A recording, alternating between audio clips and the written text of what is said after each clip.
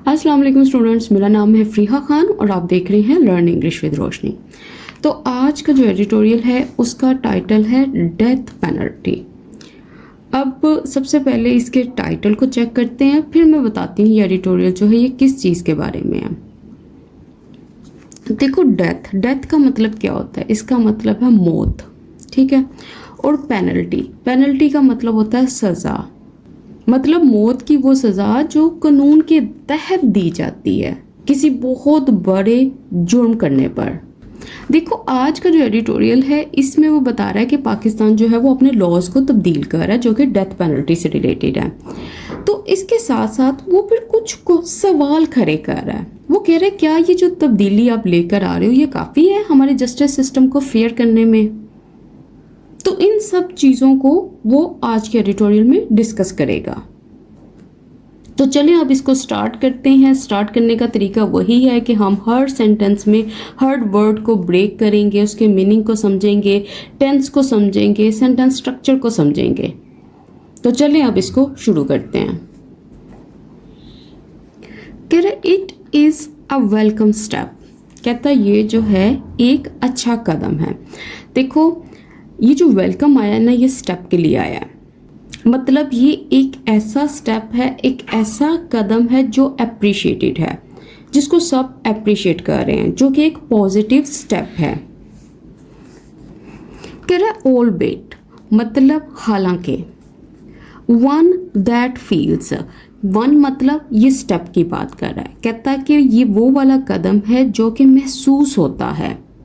अच्छा, क्या कहता? इनसफिशेंट, कि ये जो कदम है ये काफ़ी नहीं है, ये इनसफिशेंट है, ये इनफ नहीं है।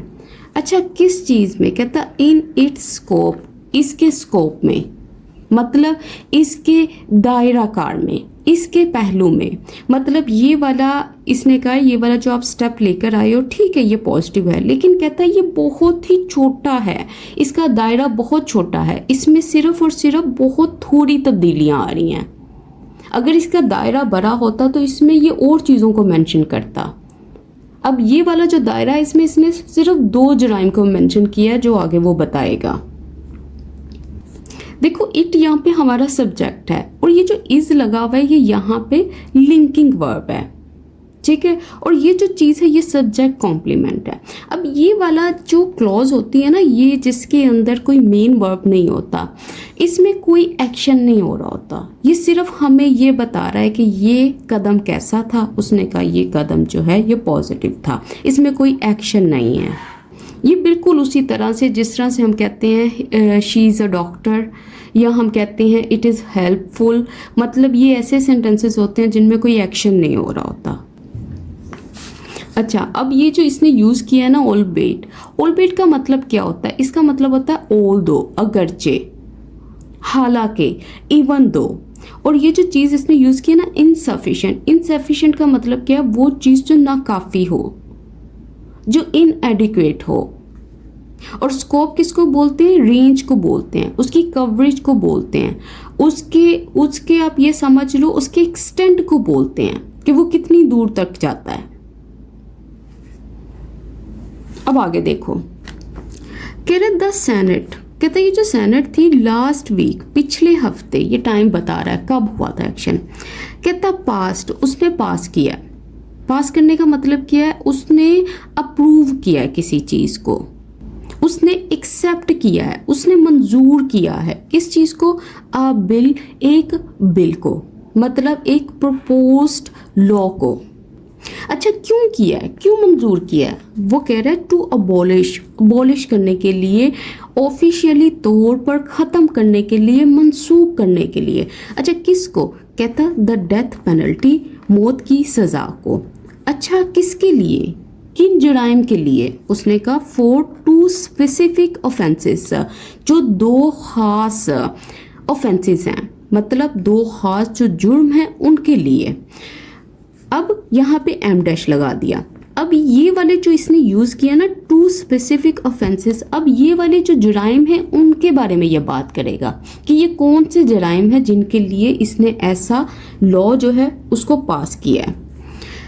कहता हार्बरिंग हाईजैकर्स, कहता हार्बर करना, पनाह देना हाईजैकर्स को पनाह देना। मतलब हाईजैकर्स कौन से होते हैं? जो ज़बरदस्ती कोई व्हीकल पे कब्जा कर लेते हैं, प्लेन पे कर लेते हैं, कार पे कर लेते हैं।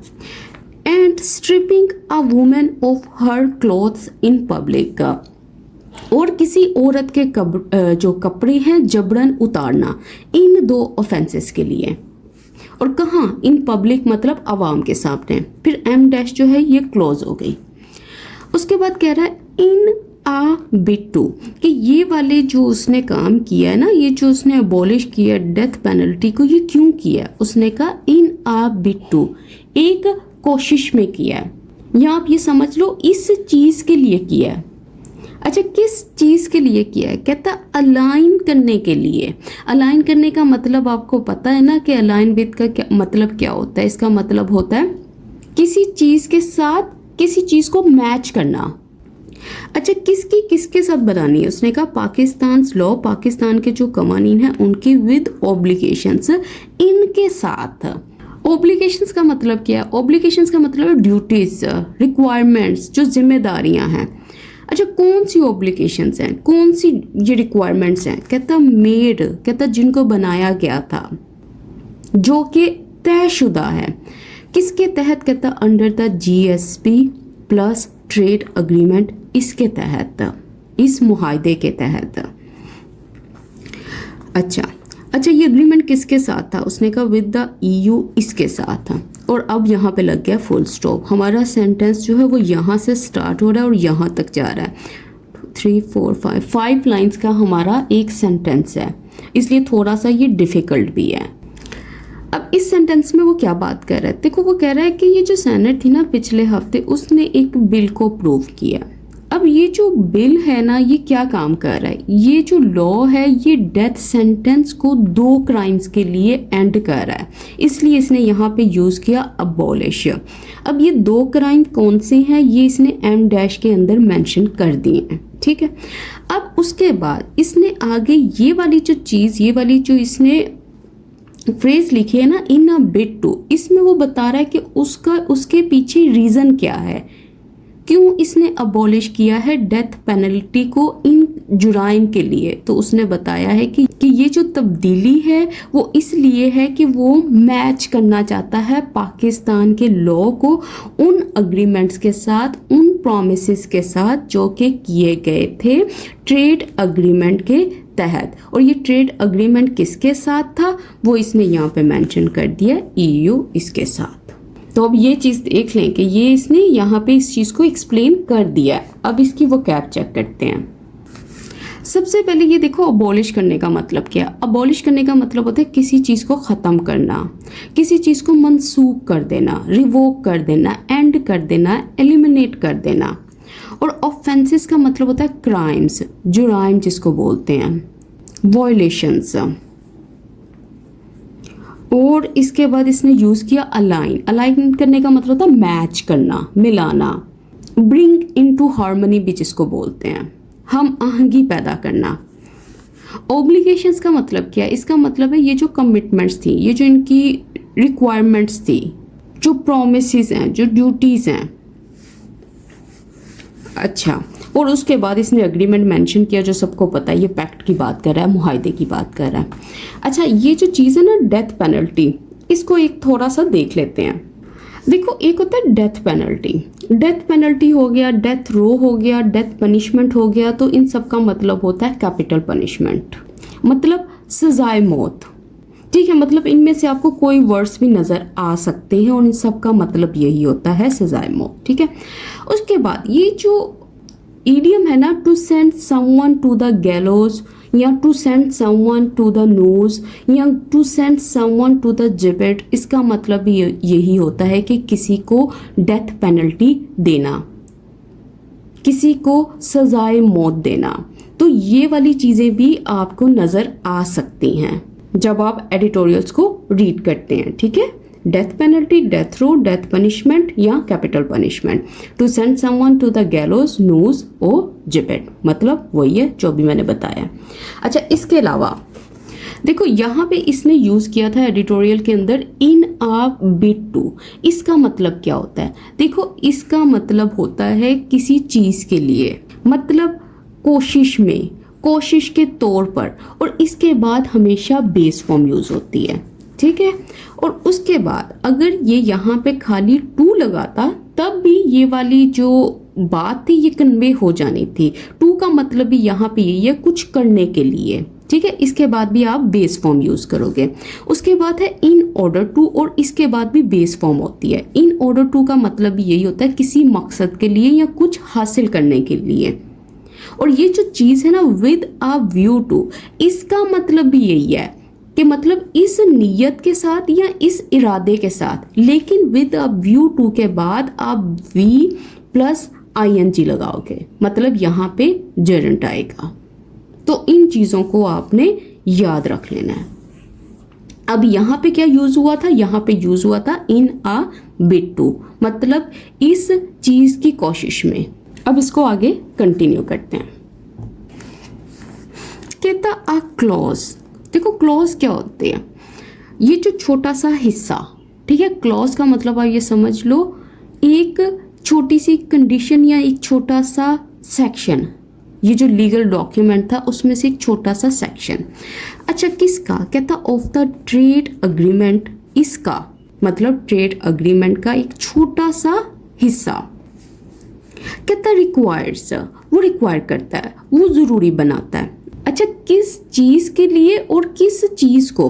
कहता पाकिस्तान के लिए। अच्छा क्या? कहता टू एंश्योर कि वो पक्का करें दैट ये कि the death penalty is reserved, कि ये जो मौत की सजा है वो रिजर्व्ड हो, उसको लिमिटेड किया जाए, उसको सिर्फ रखा जाए। Only for the most serious crimes, मतलब सबसे संगीन जुर्मों के लिए, मतलब जो सबसे सीरियस क्राइम्स हैं उनके लिए ये डेथ पेनल्टी को रखें, उसके लिए इसको रिजर्व करें।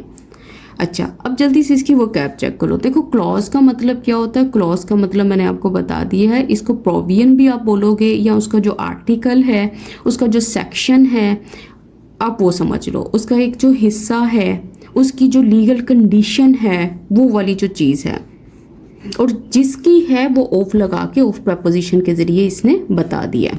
अच्छा अगर कोई चीज़ अगर रिक्वायर करती है तो इसका मतलब क्या? इसका मतलब है वो डिमांड करती है, वो मुतालबा करती है, वो लाजमी बनाती है, वो निसेसिटेट करती है। अच्छा इंश्योर करने का मतलब क्या होता है? इस चीज़ को पक्का करना, इसको कंफर्म करना, इसको सिक्योर करना, इसको फिक्स कर देना। अच्छा रिजर्व, रिजर्व का मतलब क्या है? कि उसको रखा गया है, उसको एलोकेट कर दिया गया है, उसको सेट असाइड कर दिया गया है, उसको महदूद कर दिया गया है। और किसके लिए किया है वो आगे इसने फॉर प्रपोजिशन के जरिए बता दिया है, किन क्राइम्स के लिए। अब आगे देखो, कहता बोथ मतलब दोनों। द एफोमेंशन्ड, एफोमेंशन्ड का मतलब क्या होता है? पहले से जिनका जिक्र किया गया है, जिनको मेंशन किया गया है। ऊपर मेंशन किया है ना 2 क्राइम्स को, उसके लिए ये एफोमेंशन्ड आया यहाँ पे। कहता विल नाउ कैरी, कहता वो कैरी करेगा, वो साथ लाएगा, वो इंक्लूड करेगा किसको? पेनल्टी को।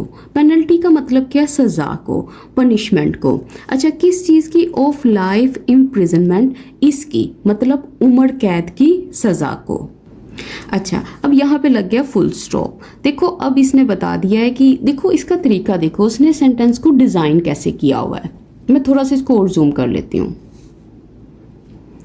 देखो इसने सेंटेंस को डिज़ाइन कैसे किया हुआ है। इसने ये बताया कि ऊपर जो मैंने अभी क्राइम्स मेंशन किए थे ना, जिनका जिक्र किया गया था, अब उन क्राइम्स के लिए अब डेथ पेनल्टी नहीं होगी, बल्कि क्या होगा? लाइफ इम्प्रिजनमेंट होगा। अब इसी बात को उसने कन्वे किया है इस तरह से, तो इस चीज़ को आप ज़रूर देखा करो। और इसके लिए टेंस कौन सा यूज़ किया इसने? विल, मतलब फ्यूचर की बात कर रहा है, फ्यूचर में ये कैरी करेगा, फ्यूचर में इस चीज़ को लेकर आएगा। कहता द डेथ पेनल्टी, कहता ये जो मौत की सज़ा है, लाइक अदर पनिशमेंट्स, मतलब दूसरी जितनी भी सज़ाएं हैं उनकी तरह। कहता ऑलवेज कैरीज, कहता वो हमेशा कैरी करती हैं, वो हमेशा अपने साथ लेकर आती हैं। अच्छा किसको? द रिस्क, खतरे को। अच्छा खतरा किसका? कहता ऑफ मिस कैरेज, इस चीज़ का। अच्छा मिस कैरेज का मतलब क्या है? इसका मतलब है फेलियर का। और किस चीज़ की? कहता ऑफ जस्टिस, इंसाफ की। मतलब गलत इंसाफ का ये जो खतरा है, ये चीज़ वो अपने साथ लेकर आता है। अब जल्दी से इसकी वो कैप चेक करो। देखो पनिशमेंट्स का मतलब क्या होता है? इसका मतलब होता है पेनल्टीज, सजाएं, सेंटेंसेस। और कैरी करने का मतलब क्या है? ये चीज़ अपने साथ लेकर आती है। अच्छा मिस कैरेज और जस्टिस का मतलब क्या है? इसका मतलब है रोंगफुल कन्विक्शन, मतलब गलत सजा, किसी मासूम इंसान को सजा देना, गलत फैसला आप समझ लो कि उसमें ये वाला खतरा भी शामिल होता है। अब वो कह रहा है दैट रिस्क, कहता है ये वो वाला जो खतरा है ना, मतलब उस डेंजर की बात कर रहा है जो इसने पीछे बात की थी, जिसकी ये जो मिस कैरेज ऑफ जस्टिस है। कहता है ये वाला जो खतरा है, कहता है इस मच मोर हाइटेंड, कहता है ये बहुत ज़्यादा है, ये बहुत बढ़ गया है। कहाँ? कहता इन पाकिस्तान कॉन्टेक्स्ट, मतलब पाकिस्तान के हालात में, पाकिस्तान की सिचुएशन में, पाकिस्तान के सिस्टम में ये चीज़ जो है वो बहुत ज़्यादा बढ़ गई है। कहता वेयर, जहाँ फ्लॉड इन्वेस्टिगेशंस, मतलब जो फॉल्टी तहकीकात हैं, मतलब जो इनकोरेक्ट हैं। कहता lack of proper sentencing guidelines, कहता लैक ऑफ और कमी है किनकी? कहता प्रॉपर सेंटेंसिंग गाइडलाइंस, इन चीज़ों की, मतलब सज़ा देने के जो सही असूल हैं उनकी भी कमी है। एंड मीरियट, और बहुत ज़्यादा अदर वीकनेसेस, दूसरी भी कमियां हैं। कहता दूसरी और भी बहुत सारी कमियां हैं in the criminal justice system, इस सिस्टम में। फ्रिक्वेंटली, कहता अक्सर औकात, कहता लीड टू, ये जो चीज़ें हैं ये लीड टू कर जाती हैं, ये रिजल्ट इन हो जाती हैं, ये सबब बनती हैं। किस चीज़ का? उसने कहा मिस कैरेज ऑफ जस्टिस, इस चीज़ का, गलत इंसाफ का, बेगुनाह को सज़ा देने का। तो इसमें क्या बात कर रहा है? इसमें इसने इसलिए ये बात की ना कि ये वाला जो खतरा है जो मैंने पहले जिसको डिस्कस किया था, कहता पाकिस्तान के कॉन्टेक्स्ट में, तो सिस्टम में तो ये बहुत ज़्यादा है, बहुत बढ़ गया है। कहता जहाँ पे ऐसी इन्वेस्टिगेशंस होती हैं जो कि फ्लॉट होती हैं, जो कि फॉल्टी होती हैं, जो कि करेक्ट नहीं होती।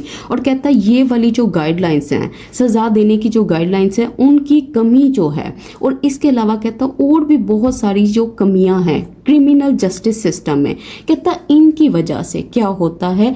ये वाला काम होता है, ये सारी चीज़ें हैं वो इसका सबब बनती हैं। तो वो ये कह रहा है इन लाइंस में। अब जल्दी से इसकी वो कैप चेक कर लो। अच्छा अगर कोई चीज़ हाइटेंड है ना, तो इसका मतलब है वो इंक्रीज्ड है, वो इंटेंसिफाइड है, वो एस्केलेटेड है, वो बहुत ज़्यादा है। फ्लॉट किसको बोलते हैं? फॉल्टी बोलते हैं। नाकिस, जिसके अंदर बहुत सारे एरर्स हैं, जो डिफेक्टिव है, जो इम्परफेक्ट है, जो सही तरह से काम नहीं करता। अच्छा लैक का मतलब क्या है? इसका मतलब है कमी है, एब्सेंस है, इस चीज़ की शॉर्टेज है, इस चीज़ की डेफिशिएंसी है। और मीरियड का मतलब क्या होता है? न्यूमरस, बहुत सारे, बेशुमार, काउंटलेस। और फ्रीक्वेंटली मतलब ऑफन, अक्सर, रिपीटेडली, बार बार, अगेन अगेन। और ये चीज़ मैंने आपको बता दी थी। अब आगे देखते हैं। कहता अनलाइक अदर पनिशमेंट्स, इसका मतलब क्या है? अनलाइक का मतलब है ये डिफरेंट है, ये मुख्तलिफ है। किससे? कहता दूसरी पनिशमेंट से, दूसरी सजाओं से। कहता हाउएवर, कहता ताहम, लेकिन, मगर। डेथ इज इरिवर्सिबल, कहता जो मौत है वो इरिवर्सिबल है।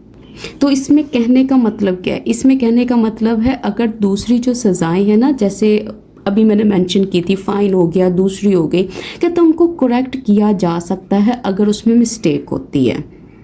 ठीक है, मतलब अगर कोई पर्सन है उसको गलती से उसको जेल में डाल दिया गया, तो आप उसको फ्री कर सकते हो, उसको आज़ाद कर सकते हो। ये वाली जो मिस्टेक है इसको आप करेक्ट कर सकते हो। लेकिन कहता जो डेथ है वो डिफरेंट है, वो इरिवर्सिबल है। मतलब अगर एक दफ़ा एक पर्सन जो है वो किल्ड हो गया तो इस मिस्टेक को आप दोबारा फिक्स नहीं कर सकते। तो वो ये बता रहे हैं लाइंस में। अब जल्दी से इसकी वो कैप चेक करो। अच्छा, अनलाइक का मतलब होता है डिफरेंट फ्रॉम, मुख्तलिफ है, इन कंट्रास्ट टू है। पनिशमेंट्स मतलब दूसरी जो सजाएं हैं, जो पेनल्टीज हैं, जो सेंटेंसेस हैं।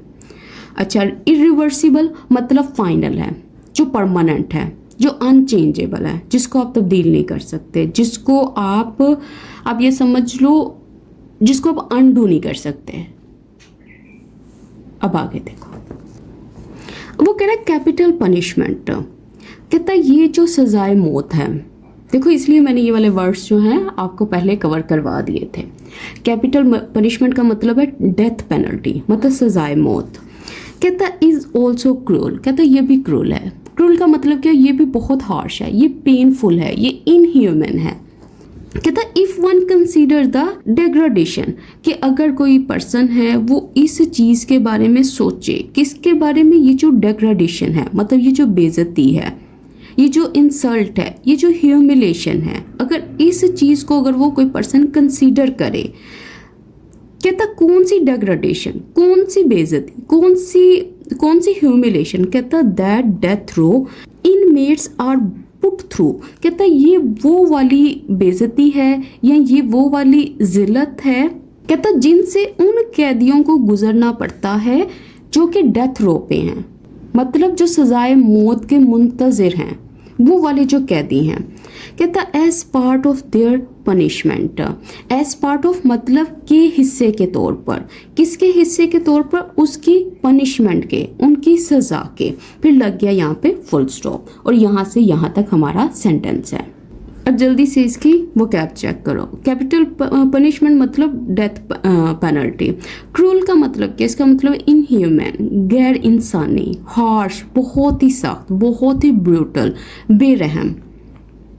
वन कंसीडर, देखो वन प्रोनाउन यहाँ पे यूज हुआ है, इफ कंडीशन लगाई है, और ये जो कंसीडर नजर आ रहा है ये वर्ब है, मतलब कोई भी पर्सन इस चीज को कंसीडर कर सकता है, और वो कोई भी है, औरत है, मर्द है, कोई भी है। डेग्रेडेशन का मतलब क्या, ह्यूमिलेशन, बेइज्जती, इंसल्ट। अच्छा, पुट थ्रू का मतलब क्या, उनको गुजरना पड़ता है किसी चीज से, किसी चीज को उनको एक्सपीरियंस करना पड़ता है। इनमेट्स किसको बोलते हैं, प्रिजनर्स को बोलते हैं। अब आगे देखो, अब वो कह रहा है देयर सेल्स। अच्छा, देयर यहाँ पे क्यों आया, ये इनमेट्स की बात कर रहा है, ये प्रिजनर्स की बात कर रहा है, इनके जो सेल्स हैं जहाँ इनको रखा जाता है, मतलब जो जेल के जो कमरे हैं, जो कैद खाने हैं।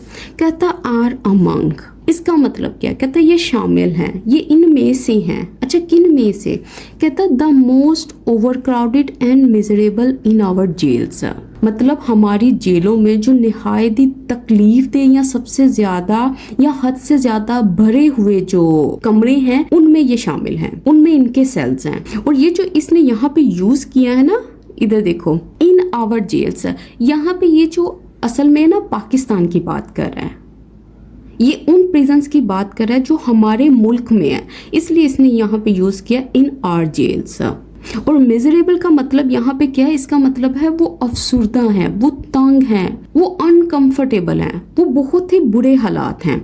और ओवर क्राउडेड का मतलब क्या है, इसका मतलब है एक्सट्रीमली फुल हैं, मतलब छोटी जगहों के अंदर बहुत सारे लोग हैं।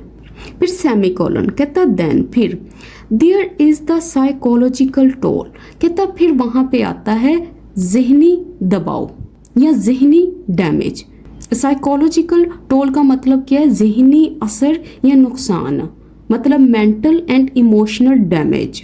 अच्छा, किन का, कहता ऑफ वेटिंग फॉर, कहता इस चीज के वेट करने का, किसके, कहता वंस डेथ, मतलब किसी मतलब वहाँ पे जो लोग हैं, जो वहाँ पे कैद हैं, कहता एक तो वहाँ पे सिचुएशन ऐसी है कि वो ओवर क्राउडेड हैं, ठीक है, और दूसरा उसके बाद उसने कहा जहनी नुकसान अलग से है। जहनी नुकसान अलग से कैसे है, क्योंकि वो वेट कर रहे हैं, वो इंतज़ार कर रहे हैं, किसका, मौत का, क्योंकि उनको ये नहीं पता कि उनको ये पता है कि उनको किल कर दिया जाएगा, लेकिन ये नहीं पता कि किस वक्त किया जाएगा। तो ये जो स्ट्रेस है, ये जो फियर है, ये जो एंजाइटी है, ये इसकी बात कर रहा है, इसलिए इसने यहाँ पे वर्ड यूज किया साइकोलॉजिकल टोल। तो अब देखो उसने सेंटेंस बनाया कैसे है, एक तो उसने वहां पे बात की है क्राउडेड सेल्स की, और दूसरा उसने दूसरी सिचुएशन की भी बात की है, मतलब कि वो मेंटली भी सफ़र करते हैं। इन दो चीज़ों को उसने मिला के यहाँ पे लिखा है। अच्छा, ये जो वर्ड है ना साइकोलॉजिकल टोल, इसको आप नोट कर लीजिएगा। इसका मतलब होता है मेंटल बर्डन, जहनी बोझ, emotional damage, inner suffering, emotional pain आप कह लो। कहता विच इज़ वाई, यही वजह है कि रिपीलिंग इट, इसको रिपील करना, इसको मनसूख करना, ख़त्म करना, only to the extent of to very specific types of crimes. Only to extent of का मतलब क्या है? कहता सिर्फ इस कदर, सिर्फ इस हद तक। अच्छा, किस हद तक? कहता ये जो दो बहुत ख़ास किस्म के ये जो जुर्म है, कहता सीम्स दिखाई देता है like a half hearted step, कि ये वाला जो स्टेप है ये हाफ हार्टेड है, मतलब ये वो वाला कदम है जो दिल से नहीं उठाया गया, जो सीरियसनेस के साथ नहीं लिया गया। अच्छा, कौन सा स्टेप? कहता इसके लिए पास्ट पार्टिसिपल इसने यूज़ किया है। कहता एम्ड सोली एट, कहता जिसका मकसद है, या ये कह लो कि सिर्फ इस मकसद के लिए। अच्छा, किस मकसद के लिए? कहता अपीजिंग, खुश करना इंटरनेशनल कंसर्न्स, मतलब इन चीज़ों को।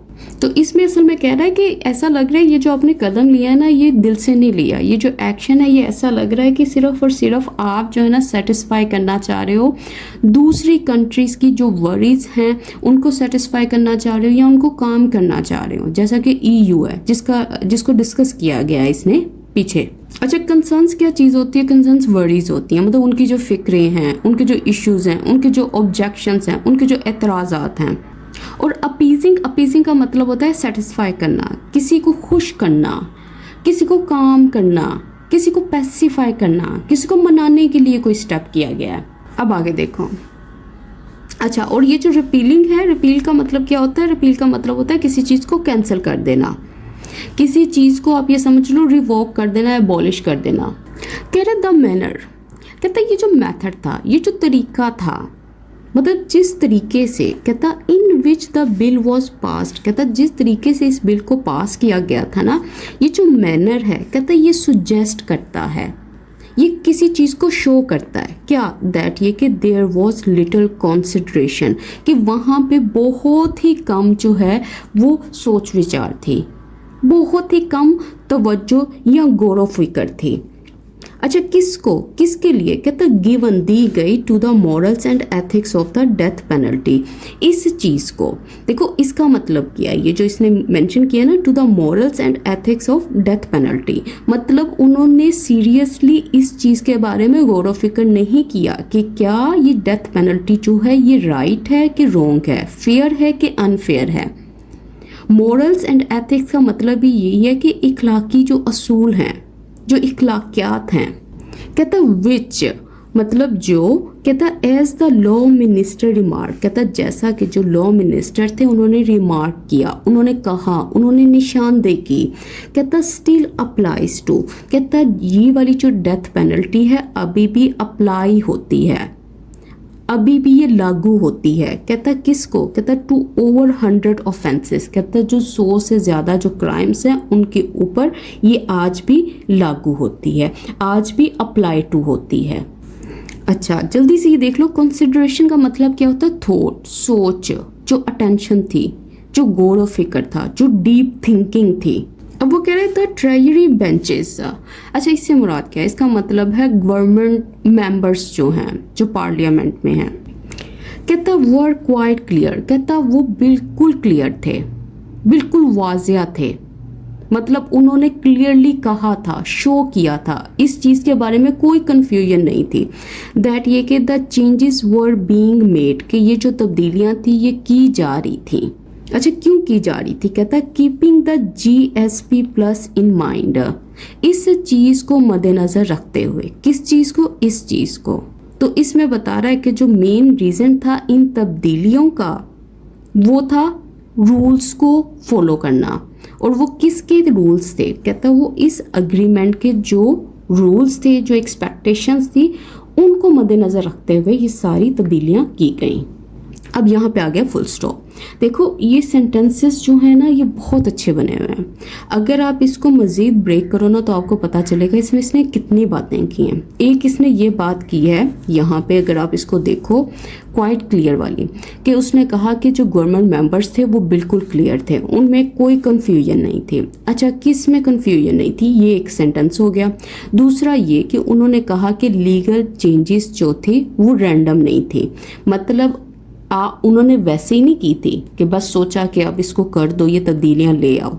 ये चीज़ भी इसने यहाँ पे मेंशन की है।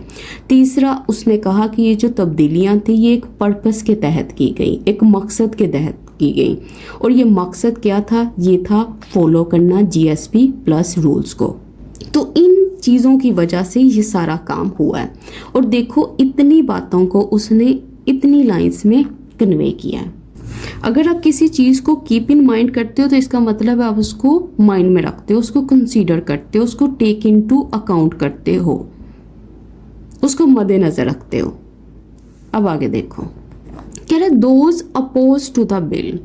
कहता ये उन लोगों की बात कर रहा है जिन्होंने सपोर्ट नहीं किया था इस बिल को, मतलब बिल के जो खिलाफ थे, मतलब जो इस बिल की मुखालफत कर रहे थे। कहता सीम्ड वो दिखाई दिए, मोर इंटरेस्टेड मतलब वो ज्यादा दिलचस्पी रखते थे किसमें, इन क्रिटिसिज्म तनकीद में, फॉर क्रिटिसिज्म्स सेक मतलब किस लिए इस चीज में इंटरेस्ट रखते थे, उसने कहा सिर्फ तनकीद करने के लिए, बेमकसद तनकीद के लिए। कहता देन बजाय, इन क्रिएटिंग क्रिएट करने के, पैदा करने के, किस चीज को, उसने कहा थॉटफुल बहुत ही सोची समझी, वेल रीजन्ड आर्ग्यूमेंट्स, इन चीजों को मतलब इन दलाइल को, अगेंस्ट किसके खिलाफ, द अमेंडमेंट्स इनके खिलाफ, मतलब ये जो तब्दीलियां थी इनके खिलाफ।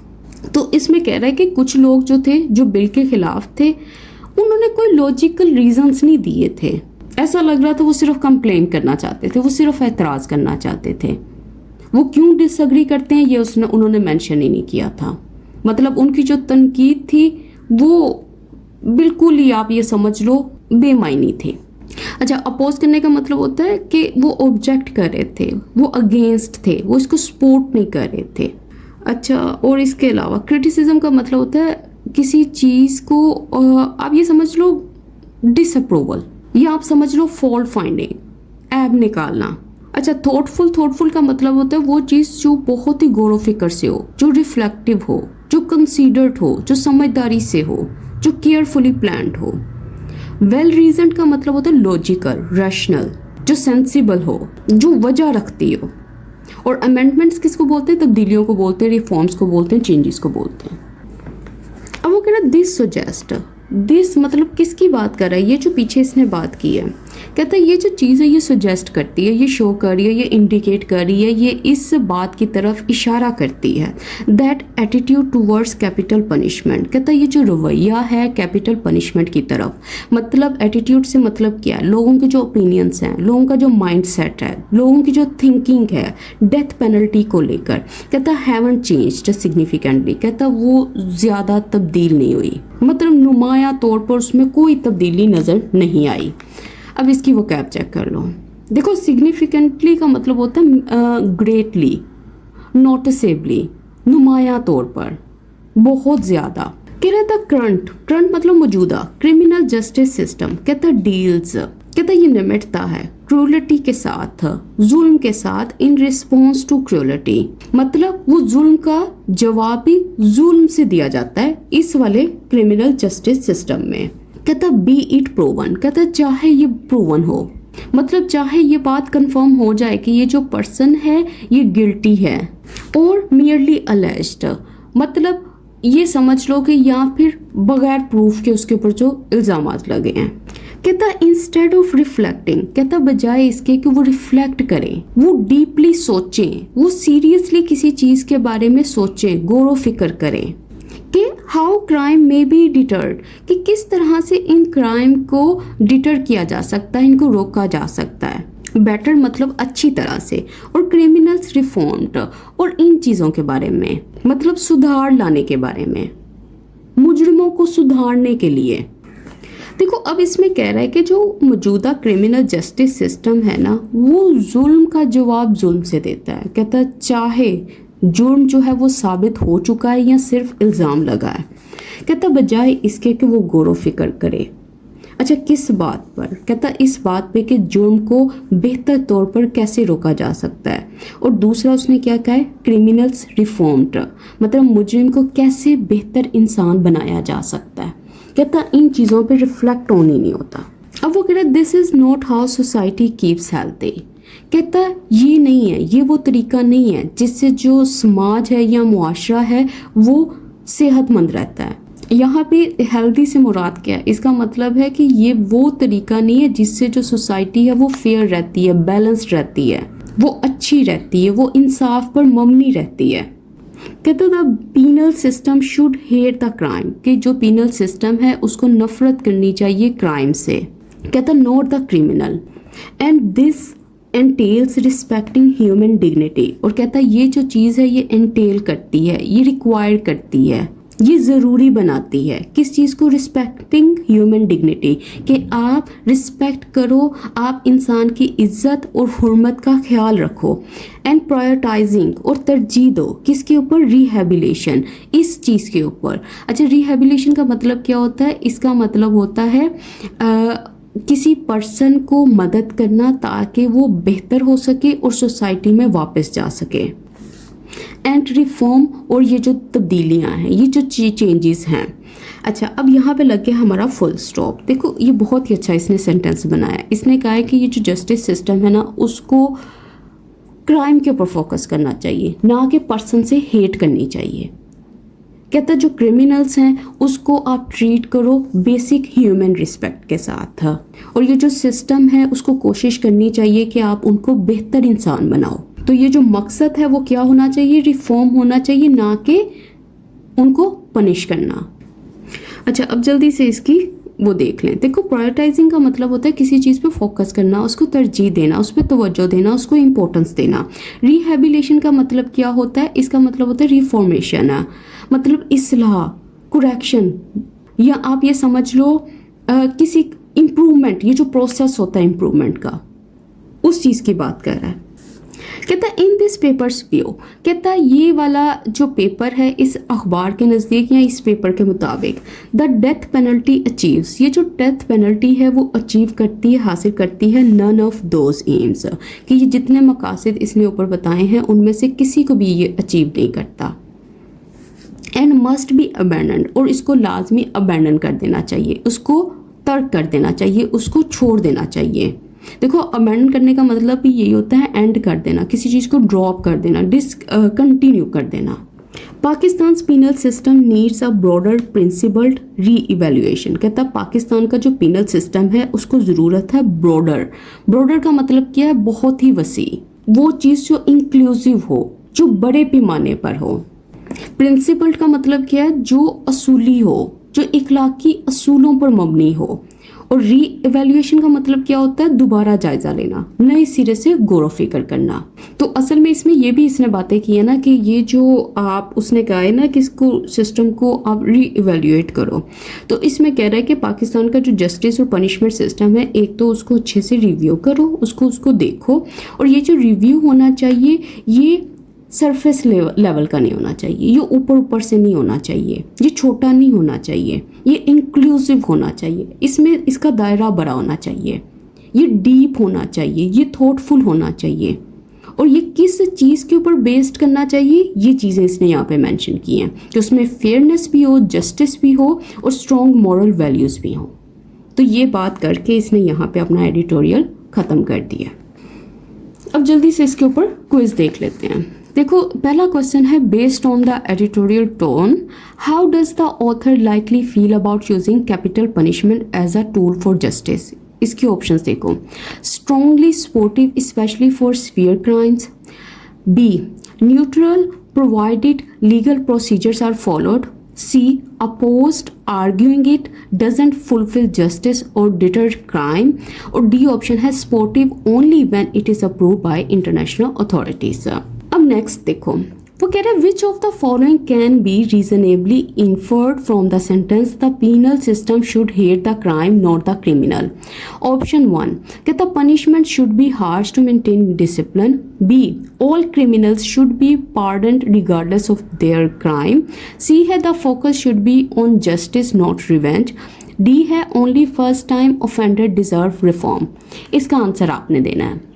नेक्स्ट है the editorial assume that life imprisonment is a better alternative to the death penalty because it is cheaper to maintain prisoners than to execute them. B option it aligns better with the concept of human dignity and allows room for reform. C है it ensures international trade benefits from the EU. और D है it punishes criminals more harshly than death. तो इसका भी आपने मुझे answer बताना है। तो ये था आज का क्विज। तो इसके साथ ही आज की क्लास यहीं पे एंड होती है। अगर आपको वीडियो अच्छी लगी हो तो इस वीडियो को लाइक कीजिएगा, चैनल को सब्सक्राइब कीजिएगा और ज़्यादा से ज़्यादा शेयर कीजिएगा। इसके साथ ही मुझे इजाज़त दें। अल्लाह हाफिज़।